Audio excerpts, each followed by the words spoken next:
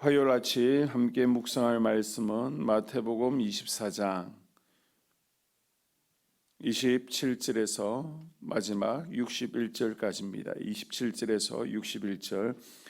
이에 총독의 군병들이 예수를 데리고 관정 안으로 들어가서 온 군대를 그에게로 모으고 그의 옷을 벗기고 홍포를 입히며 가시관을 엮어 그 머리에 씌우고 갈대를 그 오른손에 들리고 그 앞에서 무릎을 꿇고 희롱하여 이르되 유대인의 왕이여 평안할지어다 하며 그에게 침 뱉고 갈대를 빼앗아 그의 머리를 치더라. 희롱을 다한 후에 홍포를 벗기고 도로 그의 옷을 입혀 십자가에 못 박으려고 끌고 나가니라.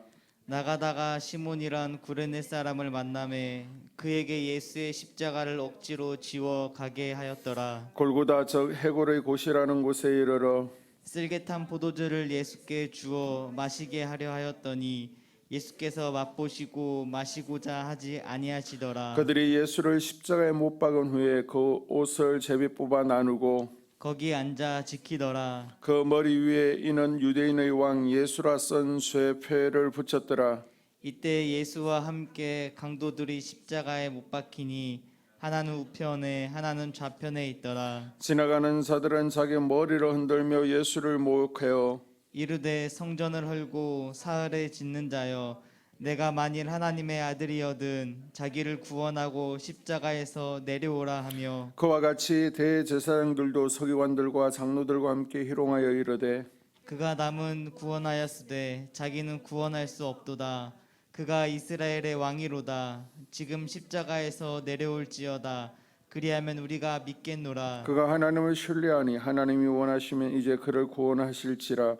그의 말이 나는 하나님의 아들이라 하였도다 하며 함께 십자가에 못 박힌 강도들도 이와 같이 욕하더라. 제6시로부터 온 땅에 어둠이 임하여 제9시까지 계속되더니 제9시쯤에 예수께서 크게 소리질러 이르시되 엘리 엘리 라마 사막다니 하시니 이는 곧 나의 하나님 어찌하여 나를 버리셨나이까 하는 뜻이라. 거기 섰던 자 중 어떤 이들이 듣고 이르되 이 사람이 엘리야를 부른다 하고 그 중에 한 사람이 곧 달려가서 해면을 가져다가 신 포도주에 적시어 갈대에 깨어 마시게 하거늘 그 남은 사람들이 이르되 가만두라 엘리야가 와서 그를 구원하나 보자 하더라. 예수께서 다시 크게 소리 지르시고 영혼이 떠나가시니라. 이에 성소 휘장 위로부터 아래까지 찢어져 둘이 되고 땅이 진동하며 바위가 터지고 무덤들이 열리며 자던 성도의 몸이 많이 일어나되 예수의 부활 후에 그들이 무덤에서 나와서 거룩한 성에 들어가 많은 사람에게 보이니라.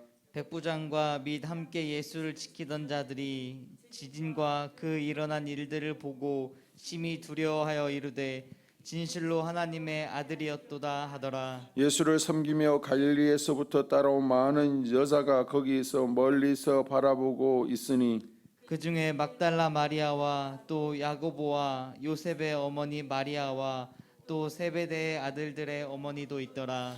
저물었을 때 아리마대의 부자 요셉이라 하는 사람이 왔으니 그도 예수의 제자라. 빌라도에게 가서 예수의 시체를 달라 하니 이에 빌라도가 내주라 명령하거늘 요셉이 시체를 가져다가 깨끗한 세마포로 싸서 바위 속에 판 자기 새 무덤에 넣어두고 큰 돌을 굴려 무덤 문에 놓고 가니 거기 막달라 마리아와 다른 마리아가 무덤을 향하여 앉았더라. 아멘. 27장 27절에서 31절까지는 군병들에게 처형당하신 예수님의 사건이 기록되어 있습니다. 빌라도의 군병들은 예수님을 간정으로 끌고 가서 홍포를 입히고 가시관을 씌우고 무릎을 꿇게 하고 또 침을 뱉으며 갈대로 머리를 치면서 조롱하게 됩니다. 그리고 조롱을 다 마친 후에 십자가에 못 박기 위해서 끌고 나가게 되죠. 이러한 상황 가운데 예수님께서는 자신의 고통보다 하나님의 계획하심의 성취에 더 집중하고 온갖 모욕과 조롱을 참으셨습니다. 비록 자신은 조롱을 당하지만 하나님의 뜻이 이루어짐에 인내하신 것입니다. 우리 그리스도인들도요, 삶 가운데 고난이 찾아오게 되면 왜 나에게 이런 어려움이 찾아왔을까 고민하기보다 하나님을 원망하고 내 삶을 한탄하곤 합니다. 그러나 오늘 예수님께서 고난 가운데 보이신 모습을 통해서 우리가 어려운 가운데 있을 때 하나님의 계획하심, 이것을 통해서 하나님께서 이루실 뜻들을 살펴볼 수 있기를 바랍니다. 자, 32절에서 49절까지는 예수님께서 십자가에 못 박히신 내용이 기록되어 있는데요. 십자가에 못 박으러 나갈 때에 군병들은 구레네 사람 시몬을 만나서 예수님의 십자가를 억지로 지게 합니다. 그리고 해골이라는 뜻을 가진 골고다에 이르러서 예수님을 십자가에 못 박게 되죠.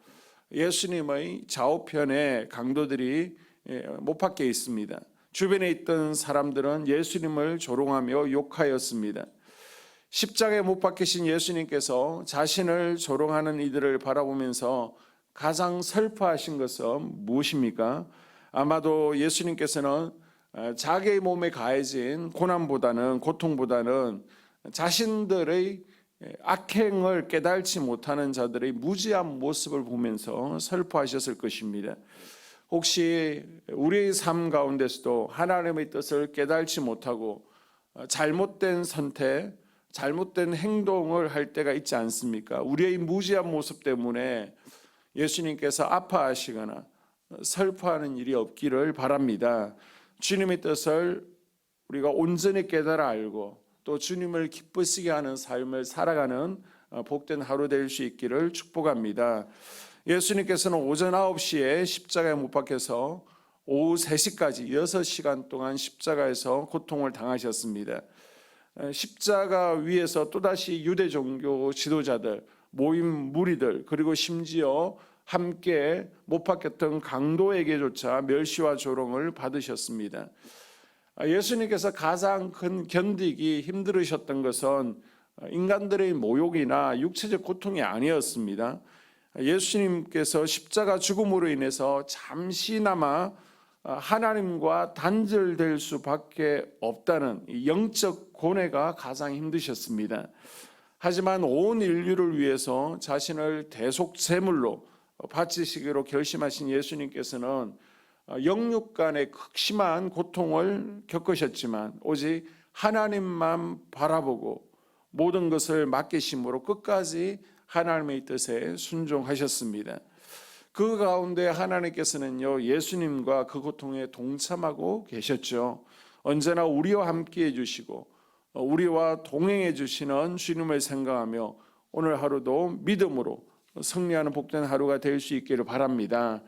자, 50절에서 56절까지는 예수님께서 십자가에서 운명하시죠. 예수님께서 십자가에 달리신 6시간 동안 7마디의 말씀을 하시게 됩니다. 그래서 우리는 혹 가상칠언이라고도 하는데요.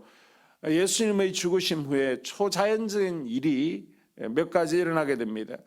성전에 있던 휘장이 위에서부터 아래로 찢어지게 됩니다. 그리고 바위가 터지고 무덤이 열리면서 잠자던 많은 영혼들이 다시 일어나게 됩니다. 성소의 휘장이 찢어진 것은 예수님의 죽으심을 통해서 이제 누구든지 하나님 앞에 담대히 나아갈 수 있는 길이 열렸음을 시사하고 있습니다. 그 전까지는 제사장을 통해서 하나님께 나아갈 수 있었지만은 이제 직접 나아갈 수 있게 되었습니다. 그리고 무덤이 열리고 자던 성도들이 일어난 사건은 종말론적으로 마지막 날에 죽은 자들이 부활할 것을 보여주고 있습니다. 이제 하나님께 나아가는 데 있어서 어떤 장벽도 존재하지 않게 되었다는 것입니다. 자, 마지막 57절에서 61절까지를 보게 되면요, 주님의 죽으심으로 모든 것이 끝이 난 것 같았습니다. 그러나 그 순간 그동안 숨어있던 주님의 제자들의 모습이 드러나게 되었죠. 큰 핍박을 가하고 주님의 죽으심의 현장을 지킨 사람들, 특히 백부장은 주님의 죽으심을 보고 예수님께서 진짜 하나님의 아들이시구나를 고백하게 됩니다. 그리고 산에 들린 공의의 공회원으로서 예수님을 죽이면 안 됩니다라고 끝까지 죽이는 것을 반대했던 아리마대 사람 요셉은 자신의 무덤을 예수님을 위해서 바치죠. 대제사장을 찾아가서 예수님의 시신을 요구하게 됩니다.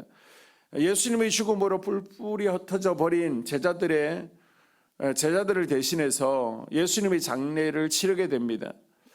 예수님께서는 태어나실 때에는 가난한 목수였던 요셉의 헌신을 받으셨습니다. 이제 돌아가실 때는 부자였던 요셉의 헌신이 있었습니다. 요셉은 자신이 가진 사회적 지위를 빼앗길 수도 있는 상황 가운데 자기의 믿음을 드러내놓는 용기를 발휘했습니다. 하나님 나라는 이런 용기 있는 이들을 통해서 점점 확장되어지고 퍼져가는 줄로 믿습니다. 우리의 삶의 자리에서 하나님의 거룩한 제자임을, 나는 그리스도인임을 또한 당당히 밝힐 수 있는 용기가 있는 하루를 살아갈 수 있기를 주의 이름으로 축복합니다.